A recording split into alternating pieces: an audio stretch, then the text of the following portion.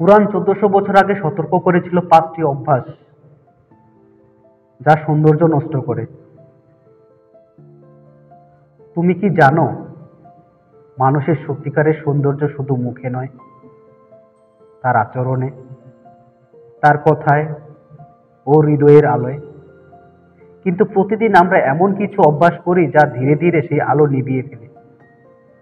আজ আমরা জানবো সেই ৫টি অভ্যাস যেগুলো সম্পর্কে কুরআন ১৪০০ বছর আগেই আমাদের সতর্ক করেছিল। এবং অবাক করা বিষয় হলো, আধুনিক বিজ্ঞান আজ প্রমাণ করছে কুরআনের সেই সতর্কগুলোই ছিল একেবারে সত্য ও বৈজ্ঞানিক। চলুন শুরু করি আমাদের আত্মা অন্বেষণের সেই যাত্রা।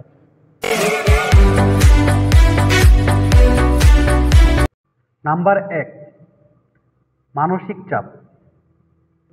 প্রথমে যে অভ্যাসটি সৌন্দর্য ধ্বংস করে তা হলো অতিরিক্ত মানসিক চাপ।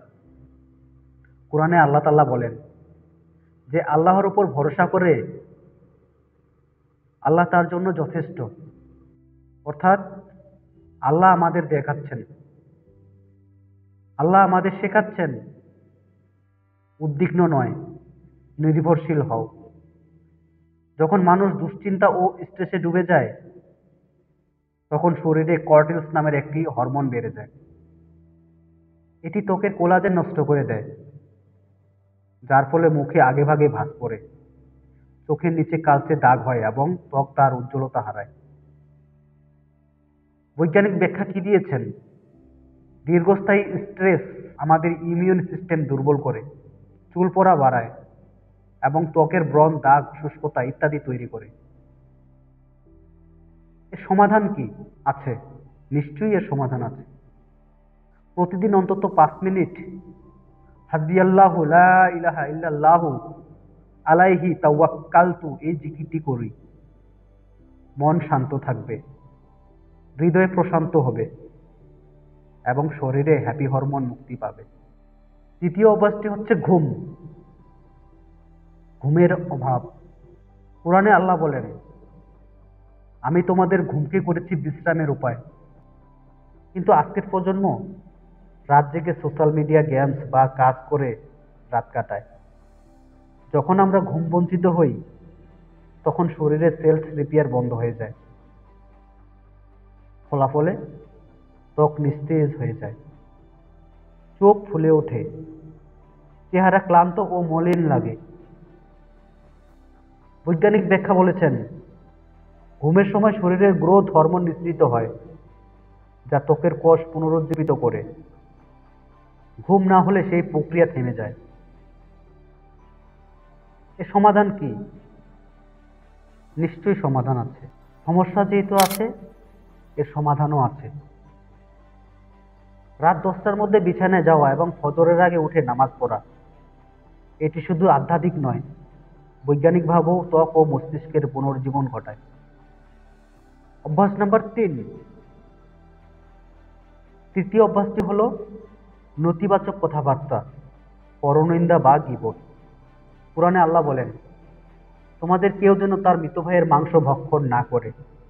গীবত শুধু আত্মাকে কলুষিত করে না, বরং মুখমণ্ডলে এক ধরনের নূরহীনতা সৃষ্টি করে, যা সারাক্ষণ অন্যের দোষ খোঁজে। তাদের মুখে এক অদ্ভুত কঠোরতা দেখা যায়।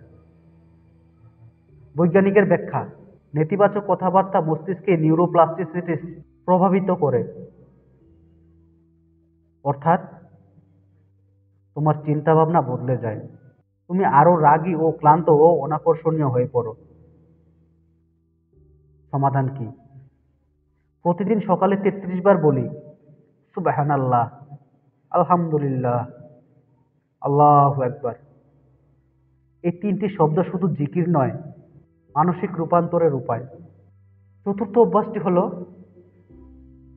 অস্বাস্থ্যকর খাবার গ্রহণ করা। কুরআনে আল্লাহ তাআলা বলেন, হে মানুষ, পবিত্র ও হালাল খাদ্য খাও।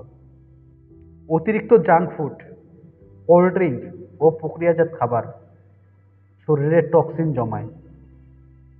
এই টক্সিনগুলো রক্তের স্বচ্ছতা নষ্ট করে, ফলে ত্বক ফ্যাকাশে হয় ও চুল পড়তে থাকে। বৈজ্ঞানিক ব্যাখ্যা দিয়েছেন, অতিরিক্ত চিনি ও তেলযুক্ত খাবার গ্লাইকেশন নামের এক প্রক্রিয়ার মাধ্যমে কোলাজেন ধ্বংস করে দেয়, ফলে ত্বক ঝুলে যায়। বয়স বেড়ে দেখা দেয় আগেভাগেই। সমাধান? নিশ্চয়ই আছে এর সমাধান। দৈনন্দিন খাদ্যে ফল, শাকসবজি, পানি, প্রাকৃতিক ফাইবার বাড়াও এবং খাওয়ার সময় বিসমিল্লাহ বলা শুরু করো। এটি মন ও শরীর উভয়কে প্রশান্ত করে। 5 নম্বর অভ্যাসটি হলো অহংকার। কুরআনে আল্লাহ তাআলা বলেন, নিশ্চয়ই আল্লাহ অহংকারী ও গর্বিতদের ভালোবাসেন না। অহংকার শুধু আত্মাকে অন্ধ করে না, বরং চেহারাতেও এক অদ্ভুত পরিবর্তন আনে। যে মানুষ নিজেকে সবার ঊর্ধ্বে ভাবে, তার মুখে কখনো সাকিনা বা প্রশান্তি থাকে না। বৈজ্ঞানিক ব্যাখ্যা কি? অহংকারপূর্ণ আচরণ মানসিক স্ট্রেস ও সামাজিক বিচ্ছিন্নতা সৃষ্টি করে। এই অবস্থায় শরীরে ইনফ্লেমেশন বাড়ে, যা ত্বক ও চুলের ক্ষতি করে। তাহলে কি সমাধান আছে? নিশ্চয়ই আছে। নবী করিম সাল্লাল্লাহু আলাইহি সাল্লাম বলেছেন, যে বিনয়ী হয় আল্লাহ তাকে উচ্চ মর্যাদা দান করেন। তাই প্রতিদিন অন্তত একবার কারো সাহায্য করো, কাউকে হাসাও। এটি তোমার মুখে আল্লাহর আলো ফিরিয়ে আনবে। বন্ধুরা, সৌন্দর্য মানে শুধু বাহ্যিক নয়। সত্যিকারের সৌন্দর্য আসে পরিশুদ্ধ হৃদয়, শান্ত মন এবং আল্লাহর স্মরণ থেকে। এই 5টি অভ্যাস থেকে দূরে থাকো আর আল্লাহর জিকিরে মন ভরাও। তুমি দেখবে তোমার মুখে চেহারায় এমনকি চোখের দৃষ্টিতেও এক নূর ফুটে উঠবে, যা কোনো প্রসাধন নয়, কেবল আল্লাহর করুণা। প্রতিদিন সকাল ও রাতে 7 বার বলো, ইয়া নূর, ইয়া জামিল, ইয়া সালাম, যার অর্থ, হে আল্লাহ, আপনি নূরের উৎস, সৌন্দর্যের অধিকারী, শান্তির দাতা। আমার অন্তর ও মুখমণ্ডলকে সেই নূর ও সৌন্দর্য ভরিয়ে দিন। আমিন। সুপ্রিয় দর্শক বন্ধুরা, সৌন্দর্য ধরে রাখার রহস্য কোনো ক্রিমে নয়, বরং আত্মার পরিশুদ্ধতায়।